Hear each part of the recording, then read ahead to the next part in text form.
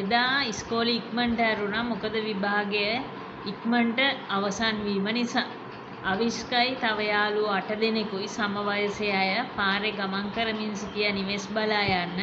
ඔය අතරතුර අසල්වැසියෙකු වෙච්ච තරිඳු රුවන් චතුරංග බණ්ඩාරගේ ත්‍රිරෝද රථය ආවා. චතුරංග මේ ළමයි 8 දෙනාව ඔහුගේ ත්‍රිරෝද රථයට නංවගත්තා. මේගොල්ලෝ මෙහෙම ඉදිරියට යනකොට වේගයෙන් ආවා ඉස්සරහට යතුරුපැදියා. යතුරුපැදියා අවිෂ්කව හැප්පුණා යතුරුපැදියේ. අවිෂ්ක බිමට වැටුණා. යතුරුපැදියත් පෙරළුණා.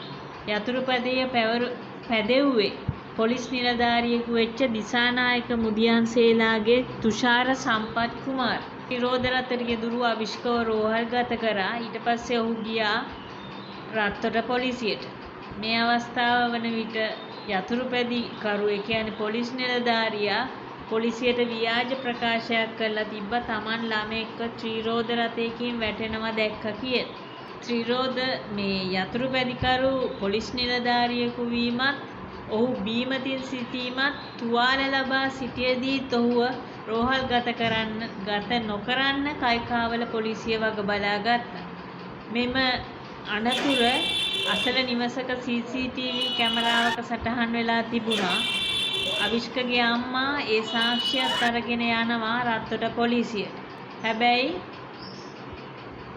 මේ පොලිස් නිලධාරියාව අත්අඩංගුවට අරගෙන රෝහල් ගත කරන්නේ නැහැ.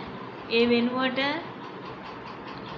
ත්‍රිරෝද රථය යෙදුරු අධිකරණයට ඉදිරිපත් කරනවා. අධිකරණය හමුවේ කරුණු දැක්වීමෙන් පසුව ඔහු අපමත මුදා හරිනවා. අධිකරණය කියනවා යතුරුපැදිකරු ඒ කියන්නේ මේ පොලිස් නිලධාරියාව අධිකරණයට ඉදිරිපත් කරන්න කිය.